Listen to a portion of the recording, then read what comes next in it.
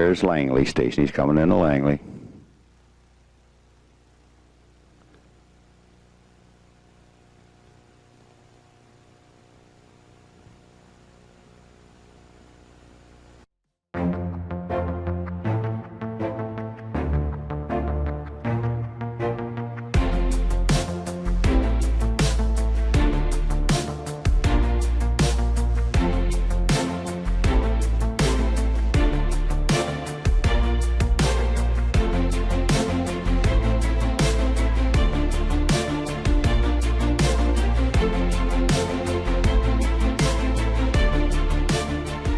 Chill TV News, and this is episode 2 of The Rail Choice, community transit south of the Fraser. Throughout all 4 parts of this, we are talking with Rick Green. He's the former mayor of the township of Langley, the former director of Metro Vancouver, a former alderman of the city of Delta, and most importantly, former member of the Translink Mayor's Council and president of the South Fraser Community Rail Society.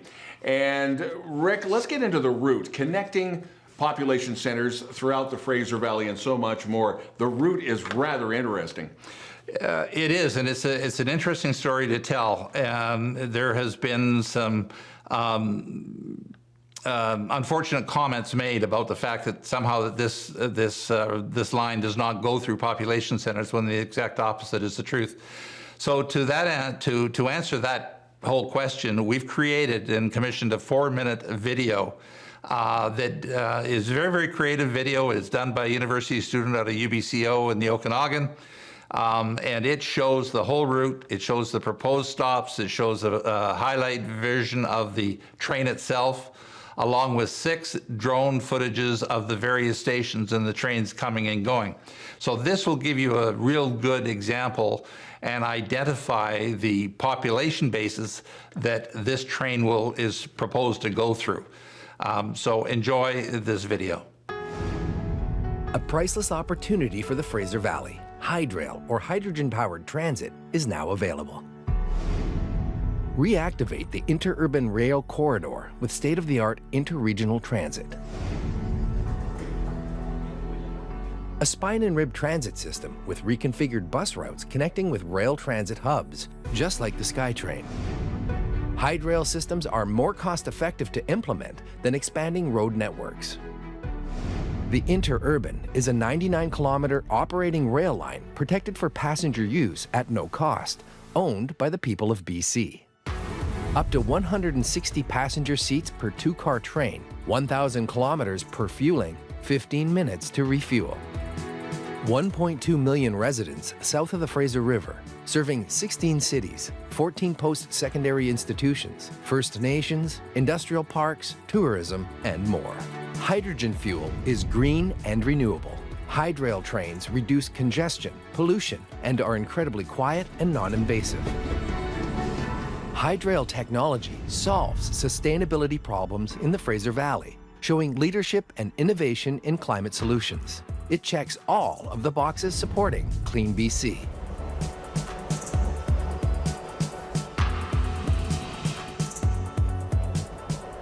Patello Bridge SkyTrain Station serves SkyTrain passengers in the city of Surrey.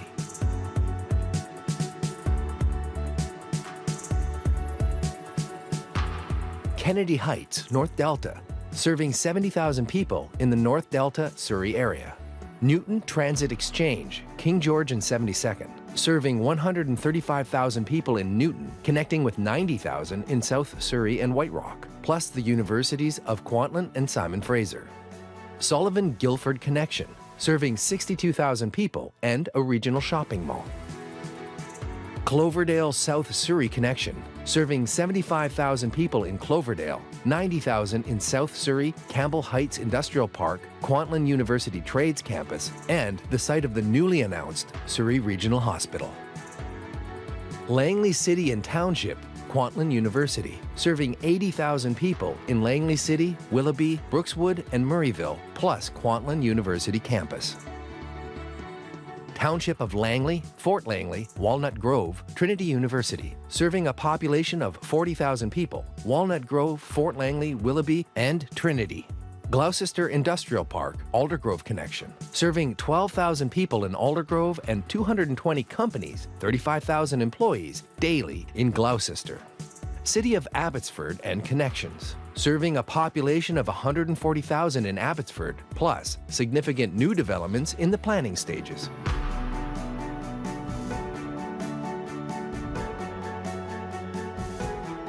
Abbotsford, Sumas Way, University of the Fraser Valley, and International Airport, serving industrial and commercial big box retailers, University of the Fraser Valley, and Abbotsford International Airport. Huntington serves a cross-border community linking the U.S. to the Lower Mainland business and tourism, potential for affordable development. Yarrow, serving 3,200 people with room to develop affordable housing in a relatively small urban community. Sardis and Canada Education Park, serving campuses of the UFV, RCMP, the Justice Institute, and CBSA Training Center. 2,000 residents, plus affordable development opportunities. City of Chilliwack, serving 87,000 residents and affordable housing developments being planned and under construction. Hydrail. For more information or to join our campaign, go to southfrasercommunityrail.ca. And as you saw from that interesting video, the use of hydrogen technology. Also touching bases with what would be the population centers that would be along this line. And it is a long list, from the Patello Bridge to Newton, Cloverdale, Langley, Surrey, obviously, the city of Abbotsford, with some type of an offshoot to YXX, Huntington, the border, as well as Yarrow, Canada Education Park, Sardis, as well as the city of Chilliwack. Now, Rick, tell me more about Professor Patrick Condon of UBC and how he is involved in all of this. Well, when we were looking at I guess we came from a point of view of our group. I mean, we are committed. We believe in what it is we're talking about in a very serious way. We approached Patrick Condon because Patrick was featured in our Shaw documentary that we did in 2010. So anyway, through our connections with Patrick chose, he loved the idea to build a story and develop a book and 2 semesters with his master's students at the University of British Columbia in terms of developing this story about building communities around the interurban corridor. So he actually published a book, and it's a very interesting story, and Patrick has an awful lot to offer in terms of urban design and environments. And here's that interview with Professor Patrick Condon of UBC. The Rail Choice continues in our conversation with UBC Professor Patrick Condon. UBC, he led a 2019 class to publish Reviving Community Rail for a Sustainable Fraser Valley. Tell me more about this, because this turned into almost a pet project for you, sir. Well, we try to find an interesting project every year, and in 2019, it seemed obvious that with all the discussion around rail transit, particularly the stop-and-go plans for the SkyTrain out to Langley City Centre, that there was an obvious cheaper solution, and one that people were overlooking, I think, and that led me to become connected with fellows like former Premier Van der Zam and others in the community like Rick Green, who explained to me that the rail was available for use basically with no cost for rail transit that would connect the Scott Road SkyTrain station all the way out to Chilliwack. So that seemed very intriguing. So when I looked at it, it seemed like a really good project. And I'll just end this answer to your question by saying what was most interesting to me was that all the places that the rail goes through are important places. And that's because the whole south of the Fraser metropolitan region grew up around that rail. So the rail goes through all these industrial areas, it goes through all these downtowns, because it was the essential way of connecting everything south of the Fraser. And I thought that was really interesting. And a lot of those locations are very suitable for new urban development, for new affordable housing, new job locations, new commercial locations, all of which could be knitted together with a very inexpensive rail transit. I'm curious to know, because of their age, how your students responded to the fact that long before SkyTrain, we had an interurban. Were there a lot of jaw-dropping in the class? The students just going, really? That really did happen to us? Well, that's a really good question. Most of the students actually were not from Canada. They were from around the world, from India and China and the United States and other places. And in their experience, particularly the students from India, they are quite accustomed to getting around on this kind of a rail system because their own system is much the same.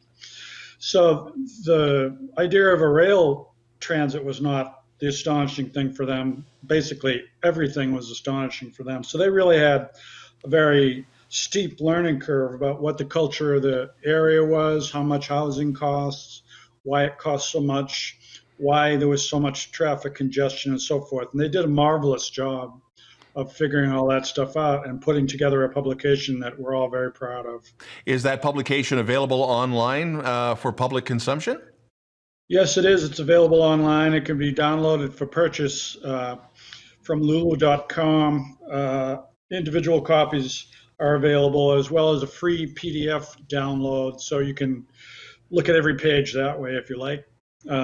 Obviously, it's cheaper that way, and it's very much available. There's hundreds of drawings in it, and it shows features of every community along the line.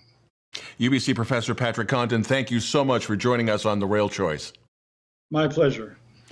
Well, we've broken down critical mass and population centers. Rick, let's talk about the business end of the business, everything from business parks to post-secondary institutions, as this transit will be able to help out quite a bit. Yeah, Don, it's an incredible economic opportunity when you're looking at what the reach of this line.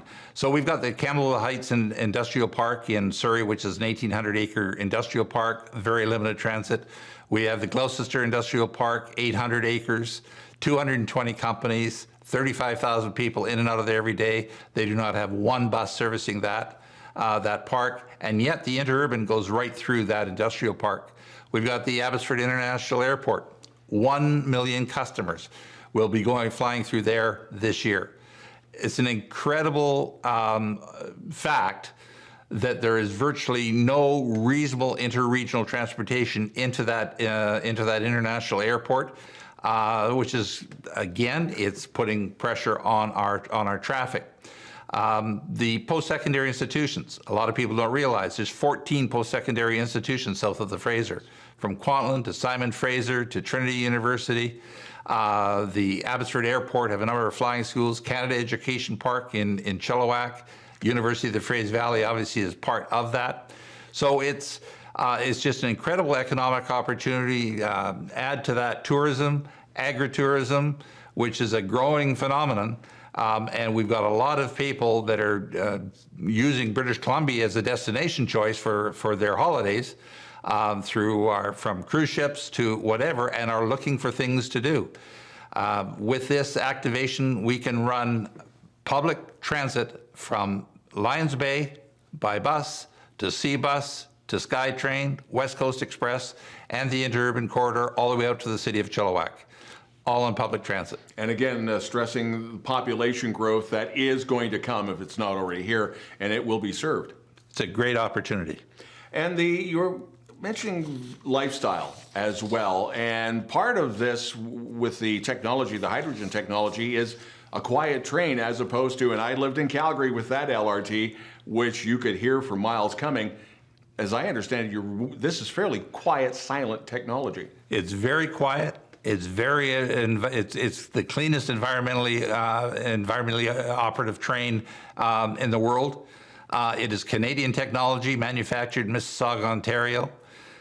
There is every reason why we should be looking at this, and quite frankly, we're looking at building and being a forerunner into building a hydrogen industry.